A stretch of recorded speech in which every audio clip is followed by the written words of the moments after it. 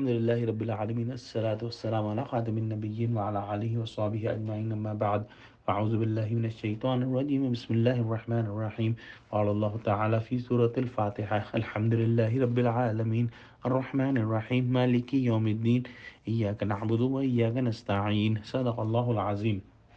رب اشرح لي صدري ويسر لي أمري واحلل عقدة من لساني يفقه قولي اللهم فقهنا في الدين رب زدني علما.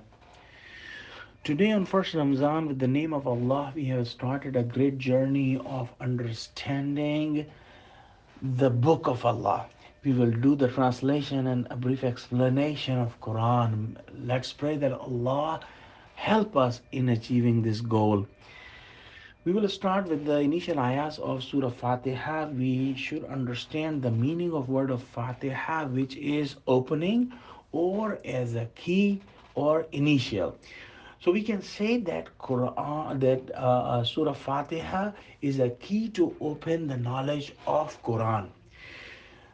Surah Fatiha is the first surah that was revealed as an entire surah on Prophet Muhammad sallallahu alaihi wasallam. It has 7 ayah. It is called salat or namaz, and there is no salah or namaz without Surah Fatiha. Prophet Muhammad sallallahu alaihi wasallam said that Allah Taala has not revealed any such thing in Bible or in Zabur or even in Quran elsewhere. So this is a unique surah. We should understand 4 things before Surah Fatiha and keep these things in our minds and hearts so that we can have a very good understanding and connection with this surah. First of all, that this is a dua, this is a prayer from us to Allah subhanahu wa ta'ala, and the answer of the prayer is the rest of Quran.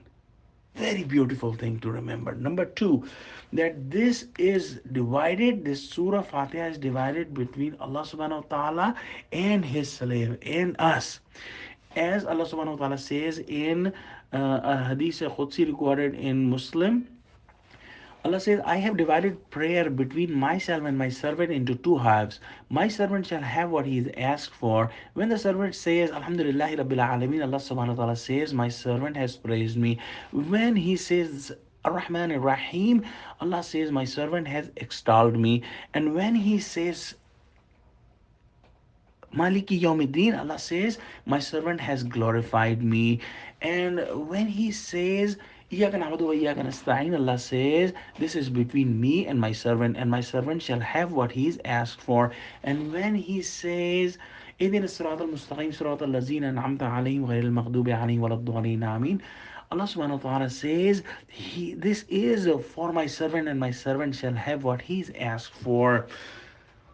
Number three thing, that this surah has a very, very important promise that we make to Allah subhanahu wa ta'ala. This is important to remember. Number last, that this surah teaches us the way we should ask dua to Allah subhanahu wa ta'ala. Now, let's go in the translation. Alhamdulillah Rabbil Alameen. All thanks and all praises to Allah, who is the master of all Alameen, all nations of jinns, of ants, of malaik, of each and every creation. He is the master.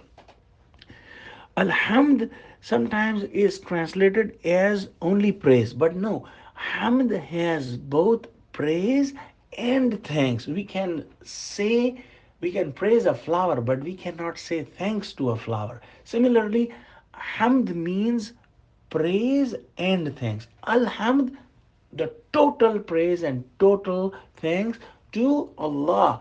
And the word Allah is unique in Arabic language, that it cannot be used for any creation. It will only be used for the Creator, who is the master of all alam.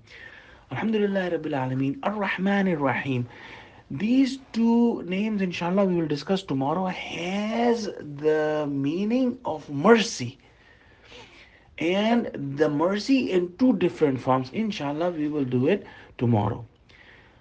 Let's pray that Allah subhanahu wa ta'ala give us true understanding of Quran and help us in this path. Ameen. Wa akhiru da'wana alhamdulillahi rabbil alameen. Wassalamu alaikum wa rahmatullahi wa barakatuh.